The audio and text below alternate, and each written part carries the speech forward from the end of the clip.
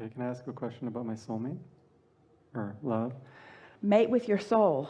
Yeah, I'm doing that. I'm then doing what you want in all regards that match that will come to you. that. So I fell in love about 6 months ago after a 13-year marriage. And this falling in love thing was really good. It was really nice. I loved it. And You know what it is? yeah, I was falling in love with myself, right? Falling in with the love source. is focusing on conditions that encourage alignment. But most people who fall in love do it in a very conditional way. They find a condition to appreciate. And that condition, you're really going to like this, that condition that they're focused upon before they get to know each other induces that blending that you're talking about. But then, because it was conditional, then in time, as they get to know each other, tell me about yourself, you say foolishly.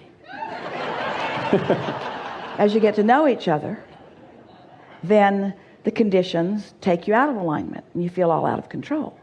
Where if you do the blending first, if you have come into alignment with who you are first, so that you attract from that aligned place this one who's in alignment with all of that, then not so many ups and downs. That was really good. Best ever.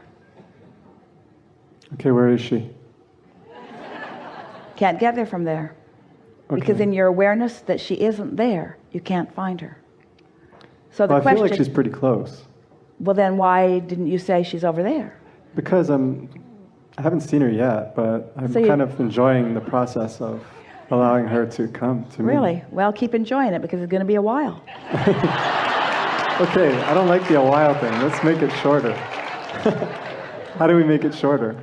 By, instead of saying, where is she? By trying to feel. Sure. By trying to feel. So let's play this game that Sure. we've been talking about. So the condition that feels like you need to accomplish. I have not yet seen my soulmate.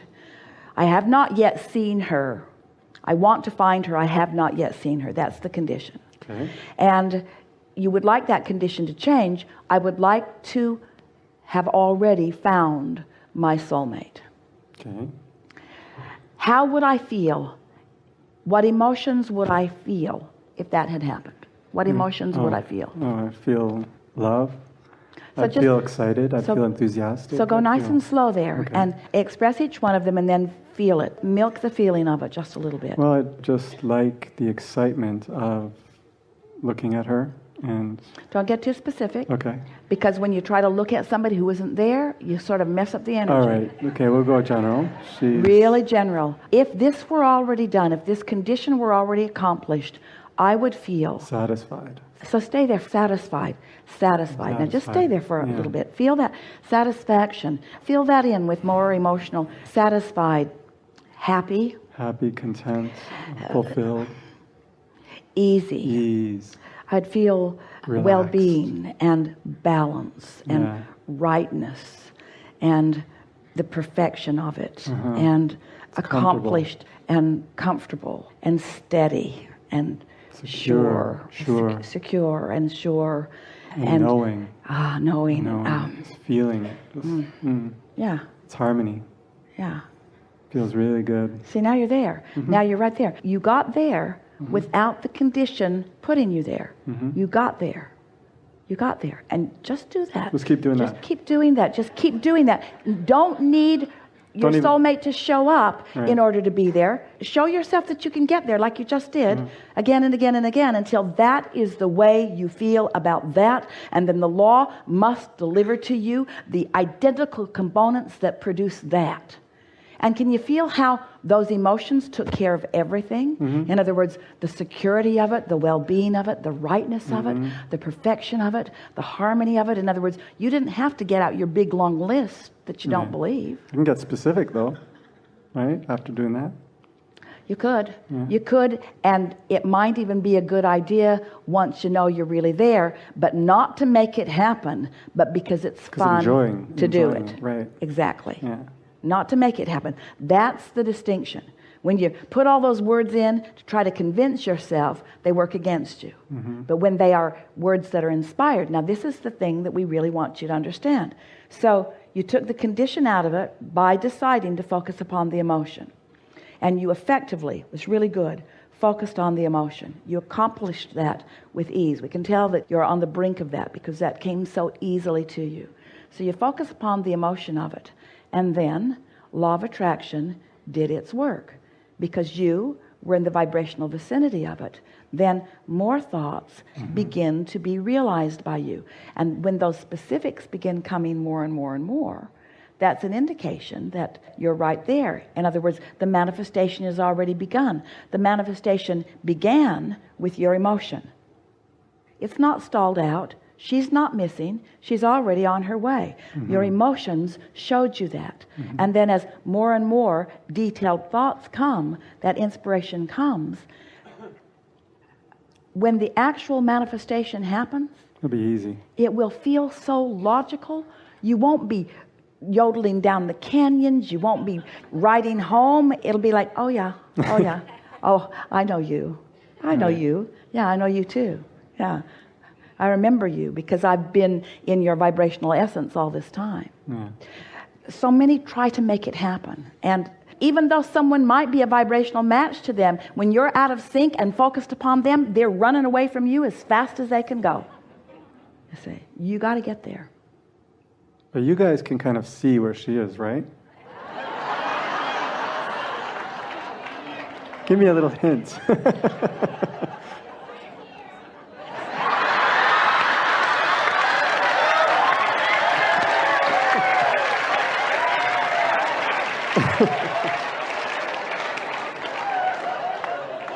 See what you get when you try to force it? No, I don't want to.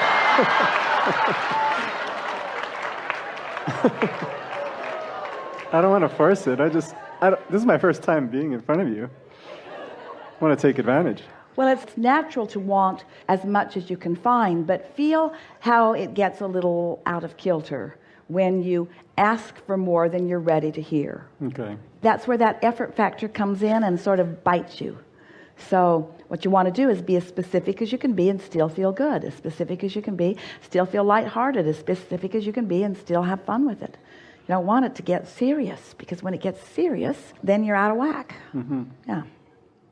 So do we know what's in your vortex? Yeah. Yes. I know you do. Yes. Is it close by? So close, following you around, everywhere you go, opportunity there, realization not there. Because before just now, what was most active in your vibration is, I don't know where to look. If you trust that your inner being does know, and you're not saying, well, if you know, tell me, if you know, tell me, if you know, tell me. In other words, if you're saying, I know you know, and it will unfold perfectly. Perfect for me, perfect for her, perfect, perfect, perfect, perfect, perfect. Perfect. Trusting. It's just trusting. It's trusting and allowing. Trusting what? Trusting your own emotion. Trusting that Source knows. In other words, you said to us, do you know? And then you answered your own question. Yes, you know. You know. But then did you feel that little thing come in? Why don't you tell me? Yeah. Why don't you tell me?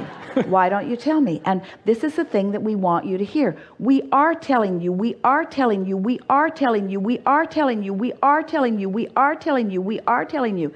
And if we were mean like you, we'd say, why don't you hear? Why don't you hear? Why don't you hear? Why don't you hear? Why don't you hear? But instead what we're saying is, you'll hear when it's right. You'll hear when you know. You're putting more in the vortex. You're clarifying still further. You really want the journey. You really do want the journey. I do. I'm enjoying it. When something manifests, when something manifests that's been in your vortex for a while, and it actualizes in your experience, you realize it fully, and you begin to notice the depth and breadth of it, and you realize how many things that your life carved out for you that you desired that are being satisfied here, so that a relationship like that continues to feed you and nurture you for decades and decades and decades and decades and decades. when you allow the fullness of who you are and all that you've asked for to be satisfied, don't you want to take the time to be in alignment with the fullness of all that you've asked for? Sure. Do you want your dominant intention to be speed? No, I'm just a little impatient. Just bring me someone. Just bring me someone. Totally. And a voice calls out from the darkness.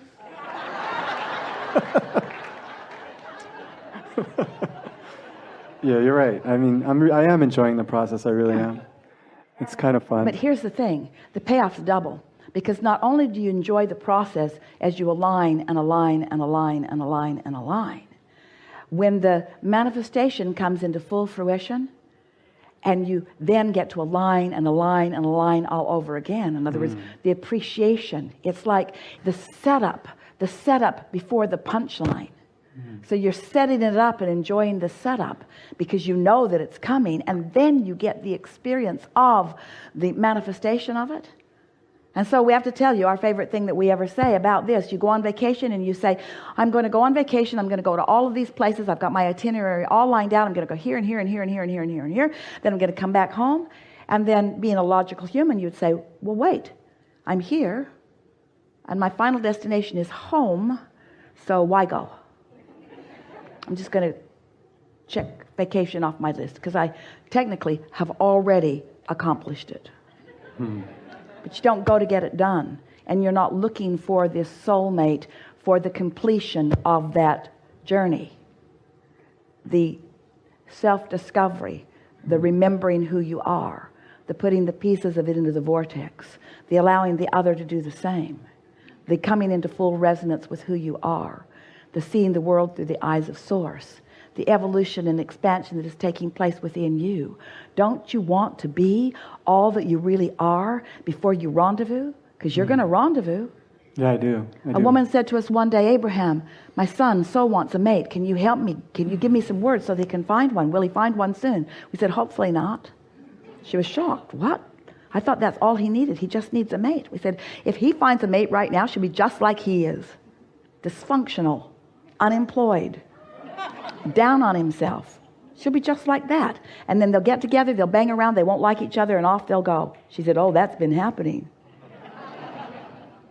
Don't you want to bring yourself to the vibration of the soulmate you seek before the universe matches you up?